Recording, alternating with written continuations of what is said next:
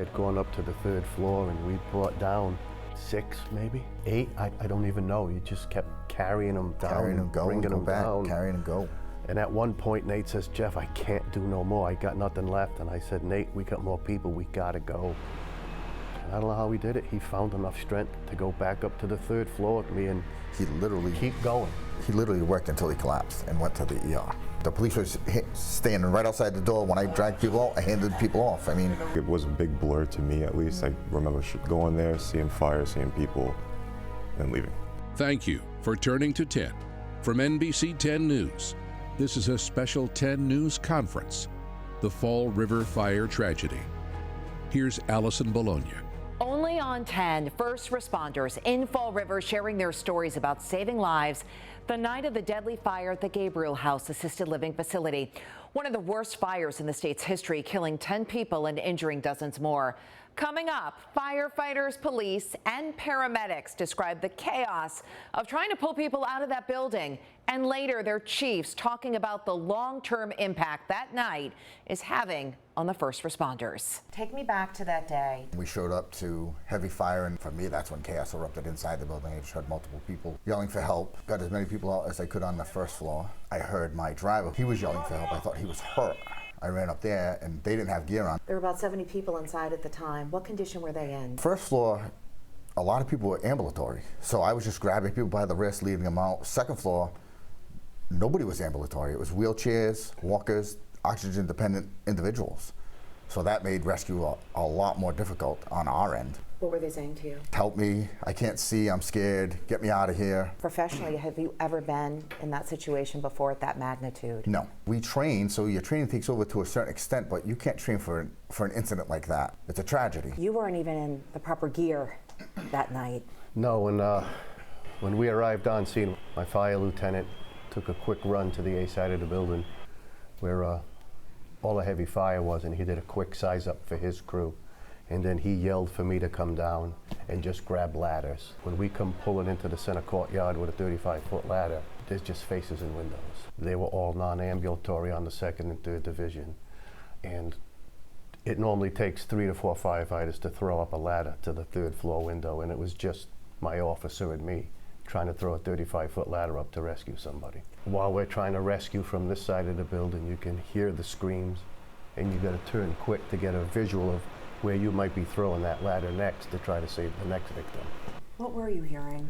Help, help, I don't want to die, get me out.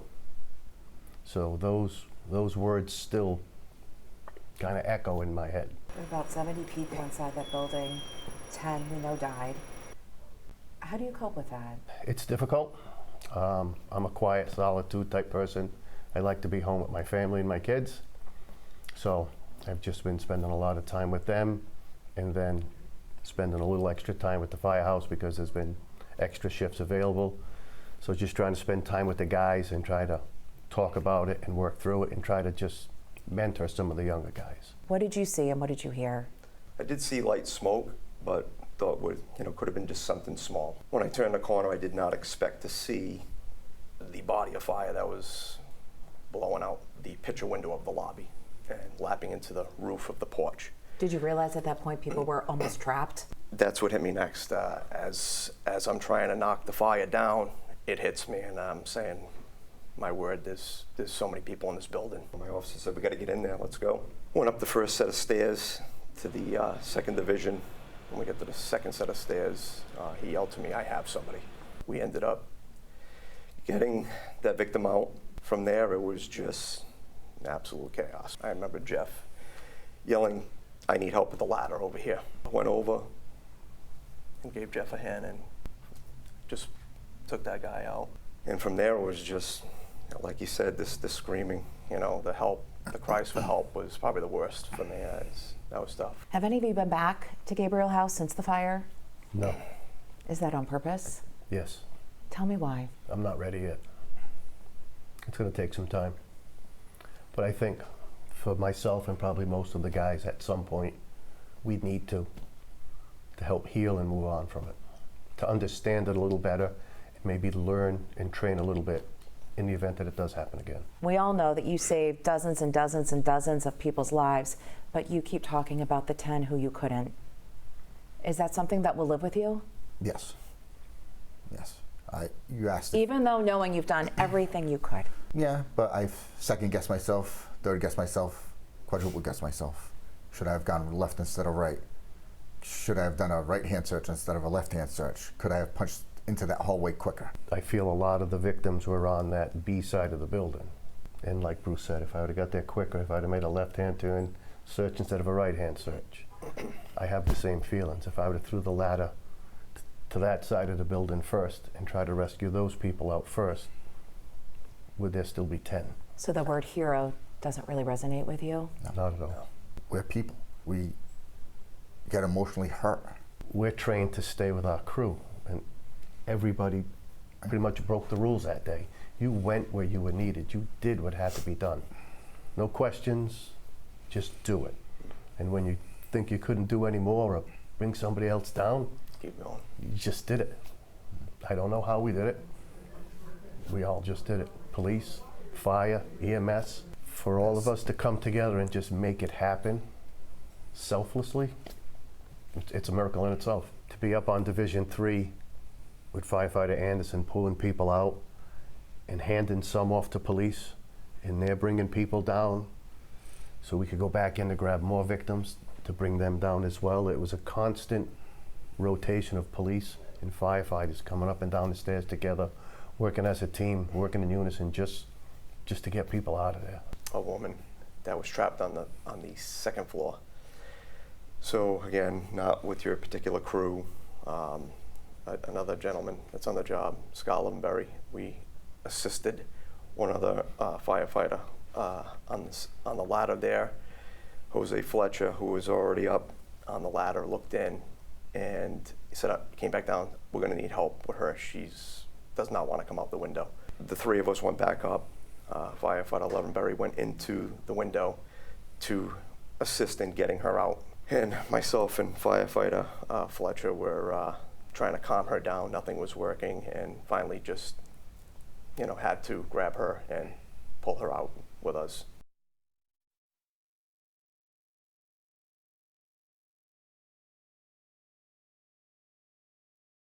I heard Jimmy actually make the call on the air requesting for more cars, more everything. Sergeant gave us the green light to start heading down there. I heard Jimmy saying that there was a bunch of smoke, so I left the station. And what did you see and what did you hear? Pulling up to that scene is just like I've described to these guys, it just looked like uncontrolled chaos at that point. There were people at the windows, fire on the center of the building, and just smoke everywhere. When I pulled up, I saw one of the windows was just a lot of fire pouring out of it. I ran up and I could see people like looking out the windows. I'm like, there's a fire, you gotta get out. Me not registering the type of building it is. They're like, oh, we can't. And I was like, oh, okay. Now we have to do something about it and get inside. What was it like when you went inside? Honestly, next to the smoke, thick, heavy, helping people to get out whenever possible, helping them down the stairs. Going inside, it wasn't really much of a thought. I can attest to myself and most everybody that went into that building. We didn't have a conversation of, we're all gonna go inside. It was an action, not really much of a discussion or thought. People were sticking their head out, like you said, asking for help. Some people just kind of looking confused. How many people do you think you pulled out? 4, 5, maybe more. There were people that were just really not able to do much of anything. I remember vividly one gentleman being blind. He said, I can't see and I don't know where I'm going. What did you say to him? I put his arm around me. I said, we can get you across the street. Our first priority at that point was to get those people out. And to be clear, you're not wearing fire gear. He's not in the bathroom. You're not trained to work in conditions like this. When other people are going out, you're still going in. How many people do you think you were able to pull out? I'd say probably about 5 or 6 maybe. At one point we actually had to put a fella on a sled and get him down the stairs because he couldn't walk. He was in an electric wheelchair. Have you watched the body camera video that's been released? Go. You guys have. Yep. Firefighters haven't, the ones I spoke with. What is it like when you watch that replay? It's a little surreal. When you look at it, there's a lot of things you see in the body cam that you don't remember because you just acted. We did a lot of things that day that some of us are reminding each other that we did. We don't know. So, it's a blur at this point. Have you gone back to the Gabriel house since the fire? I've driven by it like on my shift, just kind of see how things are up over there, make sure everything's still secure in the building. But I haven't stopped to look at it. I've just driven by it. What does it feel like to drive by it?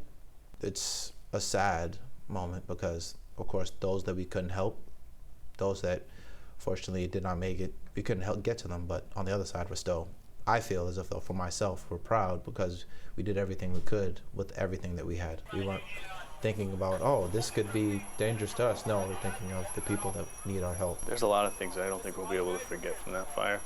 But for me personally, I haven't really spoken with any of the residents or seen any of the interviews with the residents. I've kind of distanced myself from that. It's the unfortunate part about being a first responder is you deal with traumatic incidences, and then now we have more that we have to go. We have other people we have to help now. Is there a part of this when it comes to your mental health, processing it as you move forward, continuing to serve your city, that you still think needs to be addressed? There's always a mental health aspect in first responders that always needs to be addressed, but it's how you address it after the fact. And our department has set up a really good critical incident debriefing system. We actually did it that night right after the fire.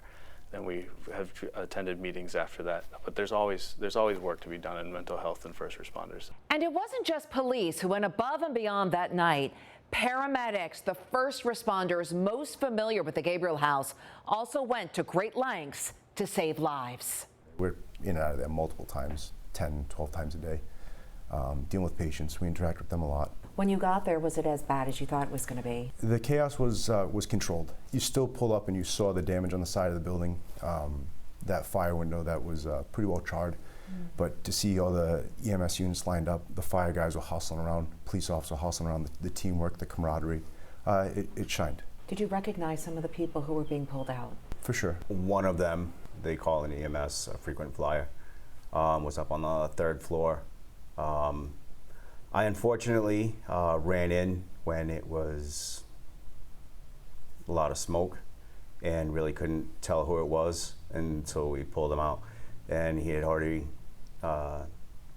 passed on from the smoke inhalation. And as soon as I got him out, I looked and I said, that can't be him. And yeah, it was. And then a couple other people, a couple of the other medics actually positively identified him. So it kind of hit hard because he was a frequent flyer and the hospital knew exactly who he was. And so the hospital at St. Anne's, they were very devastated because he would just go in there. He never gave any problems, but he would just go in there quite a bit. How do you cope with that today? That's hard. Unfortunately, you kind of have to just like with police, fire, and EMS, you kind of have to roll with it and just go on and do your next call. We arrived there and our radios were just going insane. The tone of the firefighters on scene was a little bit different than what we were used to hearing. I was with my full-time partner, Travis. We looked at our patient, we said, we know you're having a really hard time breathing. We're gonna do everything we would normally do for you, but we're gonna do it really, really fast because we gotta go. When you say the tone was different from the firefighters over your radios, what do you mean? A box alarm is a pretty routine call for firefighters to respond to, but the Gabriel house, it was obviously a different animal. I believe I heard, heavy fire, tons of entrapment, and just knowing the population of people that live there was that was kind of a sort of stomach drop moment where my partner and I looked at each other and were like, oh, that's going to be... Of all places. Yeah, it's going to be a challenging one. What did it feel like being inside? You had no apparatus. No, you don't think of that until afterwards and you come out. And I heard my chief yelling at me from the ground to get out and don't go back in. She was looking out actually after her crews, making sure her crews were safe. And I didn't go back in after that. I stayed out because she brought light to my eyes. When the ME got there, we helped moved any deceased that were there after all that was conducted. So our time on scene is longer. It's not just the initial response. It's also worrying about the patients and where they are afterwards, and we helped aid that with the shelter. But being there inside there, removing the deceased out of there, going through there was, from my experience in the fire ground, that was a rough fire. It's going to affect a lot of change. Good change, right? It's unfortunately an unfortunate situation that's going to make a lot more people more comfortable with their loved ones in those facilities and those residential institutions. Are you having trouble 2 weeks later at all going back to work and doing your job? There's certainly emotional toll, mental health. I haven't checked the mental health box in the 20 years I've been in. This year I checked the box and we want to see a therapist because I need it. A lot of people need to accept that and acknowledge it, and it takes time sometimes. They have to be ready. Everyone has to be ready to do it. You think back over all the other calls that you've been on, and I've had similar smaller scale fires, individuals being burned in, fatal fires, but this tallies it for sure. So we were on the fire scene until about 1 in the morning, I believe. And then we cleared it. We finished up our 24. We did 2 more calls after that, which was surreal, to say the least. It also was kind of comforting in a way. It was almost a return to normalcy to just go work, a regular nausea, vomiting, abdominal pain at 2 o'clock in the morning. I was like, oh, Right after the fire. this is how it normally goes. I can, We find that comfort in chaos. Yeah, and I will need to seek, some mental health interventions for this, but also like I can still do the job as it is needed of me. Are all 3 of you back to work The next day. the next day? Next day. Yep. No time Actually, off. next morning, it was like 7:30 in the morning. Right back to work. It's just, Went back in there and just grabbing the med boxes along with the police department and just brought them down to the shelter so that way they have their medications, because the majority of them there are on medications. Where is your emphasis when it comes to getting back to work and the job you did that night? I mean, it still comes into your head almost every single day. It's still fresh on the news. It's still on Facebook. So you see it and you go back to that and it's like, what could I have done different? What could have the police done different? What could have the firefighters done different? I think everybody that was there did an outstanding job. Knowing the clientele in the Gabriel house, I also imagine it could have been a lot worse. So much worse. Oh yeah, definitely. Not so to detract from the tragedy of what happened, but I very easily think it could have been another catastrophe on the scale of the station. Yeah, definitely. I think everybody did a phenomenal job. Yeah. Phenomenal. Best we could with what we had, for sure.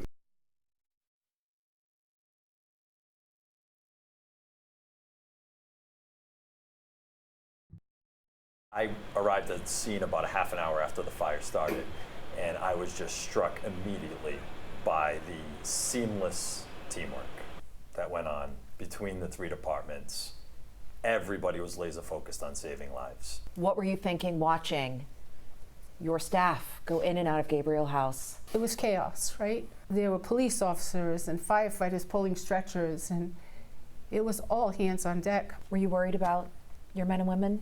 Of course, every one of our men and women that responded that evening responded as human beings, and they were keeping the oath that they took to protect human life to the degree that they could, putting their lives on the line to do what we needed to do in that moment. When you heard Gabriel House, did your heart sink? I heard that it was the Gabriel House, and I was like, oh no, because it was our most vulnerable population. We got there as fast as we could. People were going into buildings not thinking of themselves and putting themselves at risk. And I can't be prouder of how every single one of our divisions worked together. You could see the look. It's a dead stare. It's hard to explain as a chief to know that your employees are hurting. You look like you're hurting too. It's my boys. It's not the day, it's the after.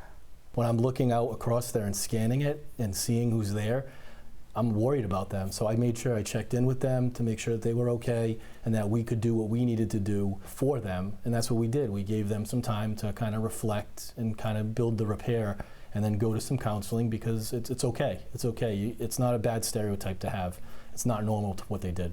I pulled up on scene and saw looks in guys' eyes that I never want to see again. That night I stood in front of a group of 8 or 9 firefighters and I said, guys, I know you got nothing left.